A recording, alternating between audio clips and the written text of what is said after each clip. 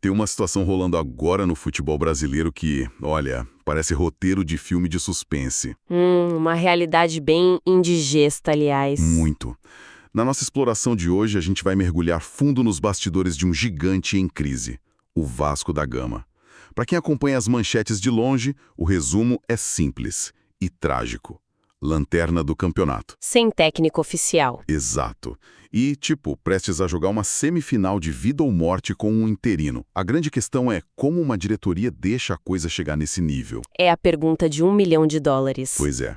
Para entender essa urgência na busca por um substituto depois da saída do Fernando Diniz, nós cruzamos artigos do Terra, do GE e do Lance e fomos direto na fonte da dor, lendo o Fórum Net Vasco com dados fresquinhos do final de fevereiro de 2026.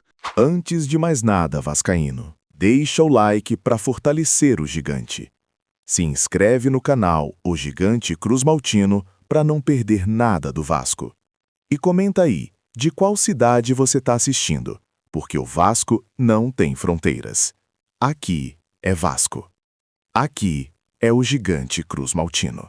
Certo, vamos começar a desembolar essa história, porque revela muito sobre a gestão do futebol moderno. É um estudo de caso riquíssimo, sabe? O que salta aos olhos logo de cara é a falta de sincronia. O tempo do planejamento da diretoria simplesmente não bate com o tempo implacável do campo. O relógio não para. Exatamente, não é uma simples troca de comando. O que a gente vê nos artigos é uma hesitação gigante. A gestão demorou para encerrar o ciclo do Diniz e, quando finalmente encerrou, fez isso sem ter nenhum plano de contingência engatilhado. Zero plano B. Nada! O resultado é um clube desse tamanho, correndo contra o relógio numa posição hipervulnerável, tentando vender um projeto dos sonhos enquanto a casa está, literalmente, pegando fogo. E vulnerável até parece um eufemismo quando a gente olha os números. O GE e o Lance publicaram dados assustadores. O Vasco é o atual lanterna absoluto do Campeonato Brasileiro. 1 ponto em 4 rodadas. É assustador. E para quem gosta de contexto histórico, isso empata com o pior início do clube na era dos pontos corridos, repetindo 2004 e 2019. E vale a pena a gente parar um minuto sobre o peso desses anos. Em 2004, o clube passava por um choque de gestão enorme. Em 2019, a questão era estrangulamento financeiro, montando o time no improviso. Faltava dinheiro mesmo. Muito. O que torna 2026 tão grave é que, teoricamente, hoje existe um projeto estruturado e com recursos. Repetir aquele desempenho desastroso agora levanta suspeitas sobre a própria competência de avaliação da diretoria. O que ficou muito claro no último jogo, aliás. Na quinta-feira, o Vasco foi até a Vila Belmiro encarar o Santos. Era confronto direto para tentar respirar. E a derrota por 2-1 expôs nervos que estão em carne viva. Com falhas defensivas primárias. Sim, o Neymar marcou 2 gols aproveitando justamente esses buracos. E o pós-jogo foi super revelador. O Thiago Mendes deu uma entrevista bem inflamada, reclamando da arbitragem. Disse que os critérios eram só para o Neymar. Esse comportamento é o sintoma clássico de um elenco que perdeu o eixo. Quando jogadores muito experientes começam a transferir a culpa inteiramente para a arbitragem, num jogo onde a tática falhou de forma grotesca, é sinal de desgaste emocional extremo. Eles estão sentindo a pressão da lanterna. E o contraste com a coletiva do interino foi enorme, não foi? Gritante.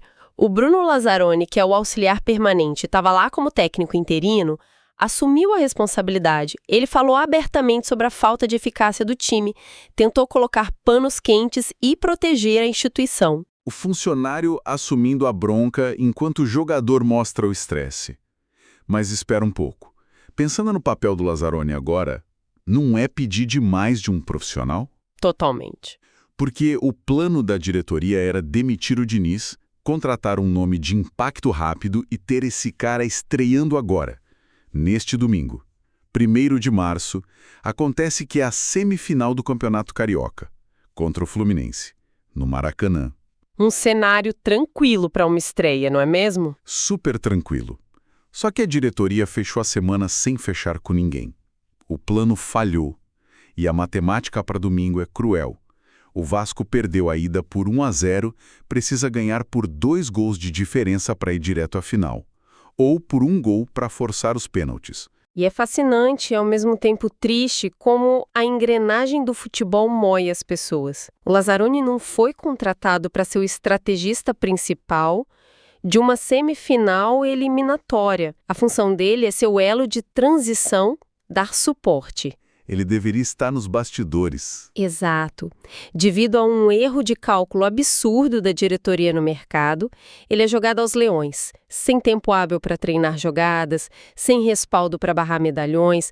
Toda a pressão recai sobre os ombros de um auxiliar. E o motivo desse vácuo no comando é a melhor parte da história. A diretoria não trouxe técnico porque paralisou as operações sonhando com um nome específico.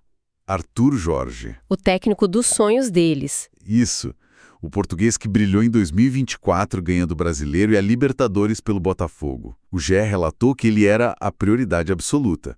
Mas tentar um nome de peso, alguém com esse histórico, não é a atitude correta de uma gestão ambiciosa.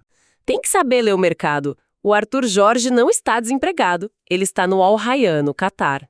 Ganhando em moeda forte. Ganhando rios de dinheiro num ambiente de baixíssima pressão se comparado ao Brasil. A assessoria dele soltou uma nota oficial educadíssima agradecendo o interesse, mas avisando que ele vai cumprir o contrato lá. Uma nota que deveria ter encerrado o assunto. Porque as matérias ainda pontuam que ele até quer voltar ao Brasil no futuro, mas para assumir um projeto que brigue por títulos sistematicamente. O oposto do Vasco hoje, que briga para sair do poço. Mas o não público não fez a diretoria recuar. E essa é a armadilha do ego na gestão esportiva brasileira atual, a cultura do técnico grife. Trazer um Arthur Jorge não é só contratar um funcionário de ponta. É comprar um escudo para a diretoria perante a opinião pública. Eles dizem que tentaram o melhor. Para não apanhar da torcida. Isso. A insistência do presidente Pedrinho paralisou o clube. Em vez de abrir negociações realistas, focaram num alvo impossível.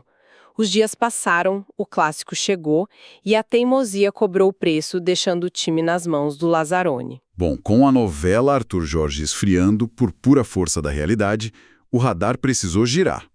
O Lance e o Terra detalham os planos B e C da diretoria.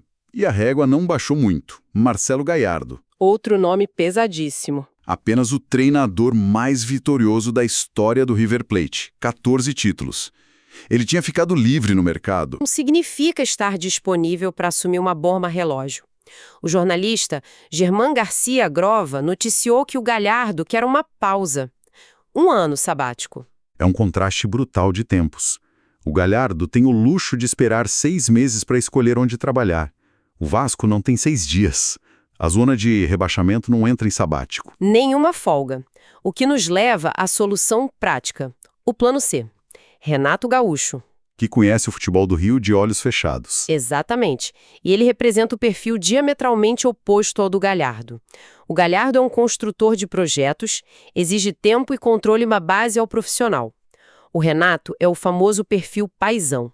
Ele entra num vestiário estilhaçado, blenda o elenco, simplifica a tática e resgata a confiança. Um verdadeiro bombeiro. Sim, um bombeiro. Para um time afundando na tabela, o Renato soa infinitamente mais lógico do que qualquer arquiteto de longo prazo. Plenamente de acordo. Até porque o Vasco colocou este domingo, 1º de março, como prazo limite para fechar com o novo comandante. E a própria diretoria já acha que não cumpre a data. Estão patinando. E quem não patina e sim se desespera é a torcida.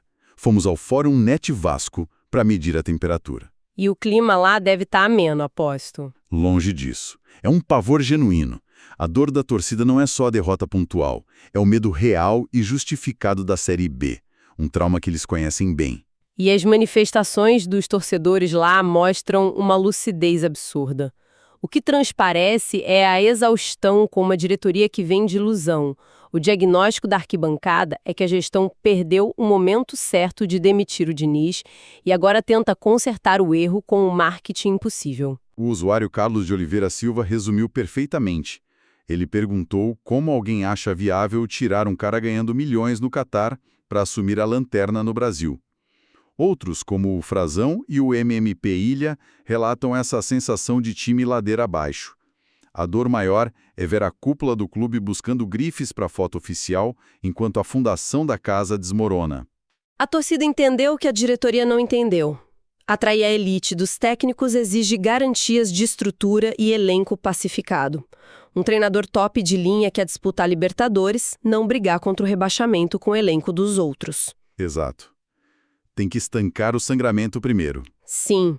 Organizar o sistema defensivo, parar de tomar gol bobo igual foi contra o Santos e recuperar o ânimo de quem tá lá. A cegueira de mirar o impossível resultou no pior dos mundos para eles. Um clássico decisivo, sem comandante oficial. Então, o que a nossa exploração nos revela hoje? O Vasco construiu a própria tempestade perfeita. Chega no início de março, carregando a lanterna do Brasileirão. Vai para um milagre no Maracanã, precisando reverter desvantagem numa semifinal sobre a batuta de um interino. A diretoria pagou caro pela vaidade, atrasou a reestruturação sonhando com Arthur Jorge Galhardo e agora corre para fechar com Renato Gaúcho aos 45 do segundo tempo. É uma aula sobre como a desconexão com a realidade afunda instituições imensas. Uma análise muito precisa. E para encerrar, eu gostaria de deixar uma provocação para quem nos escuta. Falamos de tática, mercado e diretoria. Mas e o lado ético? Quando clubes gigantes entram em colapso e jogam profissionais como Bruno Lazzaroni na linha de frente de batalhas perdidas apenas para servirem de escudo contra a torcida? O escudo humano. Exato. Será que não estamos normalizando a queima de carreiras promissoras? Quantos futuros técnicos são destruídos porque precisaram absorver o impacto de uma crise que eles não criaram? Fica essa reflexão sobre o custo invisível do mau planejamento. Uma reflexão fortíssima e necessária. Por trás da tática, existem carreiras na linha de tiro. Muito obrigado pela companhia de quem nos acompanhou até aqui em mais essa imersão profunda. Continuem questionando as entrelinhas, um grande abraço e até a nossa próxima exploração. Foi um prazer destrinchar esse tabuleiro, um abraço para a nossa audiência e fiquem muito atentos aos próximos capítulos dessa crise. Até a próxima!